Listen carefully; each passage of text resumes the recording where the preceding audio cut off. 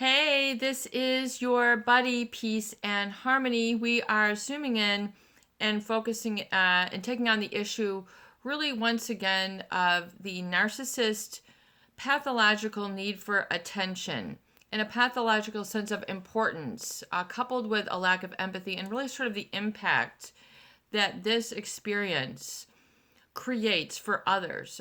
Before you have the label, before you have the name of doctor, lawyer, Indian chief, mother, father, brother, sister, teacher, aunt, whatever it is, before that label, just understand that this is an experience you have. This is an experience you have. And this is an experience you have. If you are still having it, then it's in the present moment, where if you still feel fearful, anxiety, you're still wounded, you're still hurt, you're having difficulty just feeling like you're individual, strong, have the potential for happiness. If you still feel that you have an emotional snag that sort of still got you, like a fish hook, you're not able to move forward, or it's pulling you back, or it's stopping you from moving forward. You can't quite dive in, you can't get your feet wet even though you want to. This is a sign that there is still the imprinted program, I feel, from that focus state, that trance state, that train wreck state that a narcissist or a psychopath will create in order to keep that pathological need for attention, admiration, validation of them, especially as to the exclusion of you. So it's not wrong to give somebody attention, approval, high five, have a mentor, but it's another thing to do this to somebody who hurts you simultaneously. So in other words, it keeps you stuck. So if you're admiring, respecting, deferring to someone who is abusive towards you or has this need for attention and is not giving that same experience within, then you are depriving yourself state. And it's set up in the beginning from the narcissist before there was any boundary, awareness, knowing of judgment, good or bad. So before judgment took place, before that construct, it was rapid, it was unconscious, it was just an instinct. It just is. It just is. It's what you might call isness. Whatever, it just is. It's just the human condition. It's just how the human being works. So you have to realize the power of this. And this power is not advertised to, spoken to, discussed, unless you understand or study or understand really the impact or need. Find yourself in a need state, like, I really need to do this year. I really need to. When you're sort of at that experiential level, and it doesn't mean that you have to hurt others at all costs, yada yada. Oftentimes there's this guilt that's imbued. I'm doing something wrong by healing. This is going to affect my identity if I heal. Usually there's some sort of grabbing onto, especially with the survival or the identity, where if your identity is wrapped up into this pressure outside of yourself as being the fuel, then you're going to feel very afraid if you let go of this fuel source. This is my cold that runs my life. This is my fuel. This is my wood. This is my lantern. This is my, what are you feeling? Because you're continually feeling that up at the subconscious level. This is like the fire that you come to every day and you focus on. So it's a subconscious focus. And if you're going to remove this barrier and remove this pain, you have to realize that oftentimes there is this trance or transfixed train wreck-like state. And a narcissist or a psychopath will tell you that they want this, encourage this, reinforce this, will use their manipulation, particularly that of fear, guilt, and obligation. They will lay that on you thick, heavy, like the thickest French cream, you can't digest, give you lactose intolerance, digestive issues, but you're having to ingest this and digest this and process this, and your body's like, this ain't going down very well. The chocolate flourless cake, that might go down very well. Oftentimes, though, this sort of habit, this sort of emotional ingestion habit, an emotional consumption habit, is what we're talking about. And especially, I feel, in the event of the pandemic, not only with the huge loss and stress of people's family members, the fear of having older family members who are catching this, who are experiencing health issues, the feeling of helplessness is just like catastrophic. It is beyond measure. So it's very difficult for people to really manage this. It becomes very vast, sort of omnipotent, if you will. Really gestalt, really the big deal. It's really the big Monty. It becomes really what you're feeling, and it can drive people, to feel, very angry, very hostile, very feeling of unfairness, just really bringing out these very highly agitated states where, they'll knock into walls, knock their hand, make all sorts of problems. I mean, this is what anger, unresolved anger, looks like when it's played out on the flute, the trombone, the drums, whatever it is being played out. This is what's happening. So if we're going to resolve this, and to resolve this identity state that oftentimes is created and founded and centered around this ingredient, in other words, this negativity, this trance-like state, and oftentimes that your survival is then webbed or meshed with this. So, in other words, when you are on the narcissist has you in their grip, their talons, their clutch, whatever it is, their spell. We had a viewer who said this feels like a spell or something. So I think the narcissist and the psychopath, this is desirable for them because they have an insatiable need. Sometimes they're entertainers. Sometimes they're movie stars, business people. So they require a captive audience, but oftentimes at what price? And so the problem then, of course, is then identifying with this. I mean, your I am is enmeshed or webbed or wedded to this, which is kind of a flawed identity.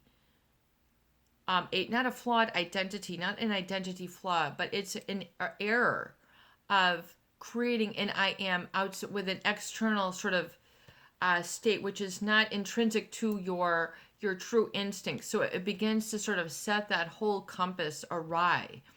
And then that sort of foundation, that buoyancy, if you will, it becomes imbued with something that is more based on negativity, pain, adversity, which is not all bad. Poverty, I mean, these are sort of feeling of deprivation states or feeling that things are out of control and painful.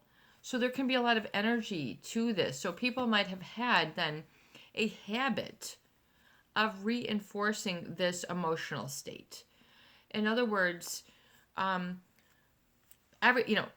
just reinforce. So emotional habits that have been reinforced. In other words, your I am is then inextricably connected for some reason, or for maybe many reasons that that make sense. But it's important that you understand that it's okay, normal, and natural to have an I am state that is separate from this negativity.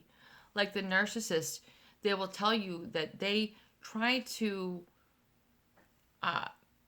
have that effect or influence like a train wreck. In other words, what is the train wreck? If we can just dissect that for a moment. The train wreck is where you are focused on something because you feel something catastrophic or negative is going to happen, and that you would be a terrible person if you left the scene. In other words, here goes this whole thing going down. Who am I if I just leave this train wreck? So that's empathy, your empathy kicking in. Save human life. This is valuable. This is important. I mean, this is natural, guttural. This is your, and oftentimes your self-esteem is your solar plexus is then connected. The feeling there. Who am I? If I, so you don't think through this, but it's just an automatic process. So you kind of have to be able to use the role of metacognition, the ability to think about what you're thinking about, and then the profound ability to reflect as part of your healing, and then removing that barrier is to understand that train wreck. And, you weren't sitting in the amusement park looking at the train wreck. You're kind of behind an 8-foot fence looking at the train wreck. And you're trying to, and then who would, so in other words, part of the train wreck is I have to be attended to because I might need to rescue somebody. I might need to help clean up this aftermath. I might need to call this. I might. So it commits you to that train wreck.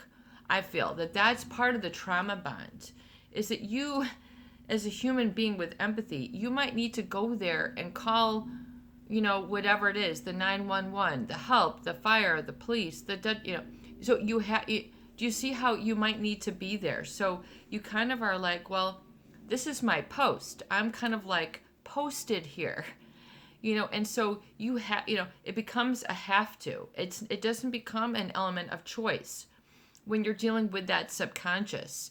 The subconscious is going to take over. The heart is going to beat. The lungs are going to breathe. The food is going to digest. The instinct and the impulse is going to be there. It's one in the same. It doesn't make you a bad person because you've been committed to what you might feel this sort of train wreck. And then is it going to stay on the tracks? Is it going to not? And so what about for a change? If you were to save yourself, what if you are in this train wreck? What are you going to do? Is it actually you in this train wreck? And are you actually sort of externalizing this when it's actually you? We need to find the you right here in this train wreck. And how did you, where are you? And is it okay to rescue you? Is there a you that needs to be attended to? Is there a you who, the Andy Frame needs to come over? Hey, this is, we need to save you. Here's your oxygen mask. Here's your exit door. Here's your flotation device. Did anybody come around to you and give you that so you can bob on to safety? Or was that not, an option? Or did you have to not listen to that? Was that not okay? Because oftentimes in that trance state, there's that, what almost might feel like some sort of sinfulness, or what, like our viewer said, they feel like there's this spell and that they're going against something that they would then forever pay the price with and never be able to, so their mind is sort of on this fantasy, which oftentimes the narcissist and the psychopath will use to their advantage to really trauma bond people so they can be there as supply, be there when they're needed, be there to vent on, for them to be there to do whatever, pay their bills, use them oftentimes as a whipping post, or a supply source, whether it's to be in the audience, whatever it is that is required by that unique combination. Excuse me, we're just waking up here for the day. So, in other words, then, so how do you remove that? Is to understand the reason of the guilt, the reason of the fear, and the reason of the obligation subconsciously, and how that was an automatic process. So you can't fault for yourself. Like when you go to the doctor and they're checking your reflexes and they're giving you that rubber hammer under the knee, You're not going to go, oh, sorry, doc, my knee flung up. You're not going to apologize. When they listen to your heart, yeah, my heart's beating. I'm sorry you had to do that. You're breathing. Oh, I'm sorry you had to check my breathing. I'm so sorry you had to check. Are you apologizing for yourself? And to what degree, are you apologizing for being, existing, needing something that this person could not satisfy, and then the guilt of having to look away from the train wreck. In other words, there's a feeling of loss. Maybe there's a loved one, a cherished one. Some your roots are in the. What is in the train? What kind of stuff? In other words, you can understand that how important it is to you when you really get that guttural feeling, because your vagus nerve, your intuition, and also how to move forward is sort of centered there. So if you block that, then you can't sort of respond to moving forward, because that's where your intuition, that's where that sort of process, the vagus nerve, it's part of your central nervous system. I mean, it's just, you can study this, and this becomes like part of your instinct, your guttural feeling, your I am, your intrinsic motivation, your inner fuel. Are you like a Tesla? Do you got a battery? Are you still at the pump? Is your fuel clean? Is it gunky? What is going on there? So really understand, sort that out. I think it'll help you to understand that process, and then realize your own guilt system, like the tablet that you've been living by, your own commandments, are what is keeping that fear, obligation, and guilt in place. So look at that tablet, look at the commandments, and what commandment is this part of for you? What commandment are you following when you're adhering to that fear? This is your buddy, and then the obligation and the guilt, because usually there's some sort of command that you are following. And so realize then, where are you on the tablet? Are you on the tablet? And if not, why not? Do you feel that you don't deserve? You're second class, second rate. A female doesn't get put there. A male, a boy, a girl, a this, do you see how your own judgment is keeping you off of your own happiness checklist? I hope you grow in this awareness. This is your buddy, Peace and Harmony. I hope these videos, tools, and discussion do help. If the channel has been a good resource, please feel free to give back. Please feel free to donate, comment, share, like, put on notifications, whatever it is for you. And then replay this, revisit this, and I hope this does help. Have a great day.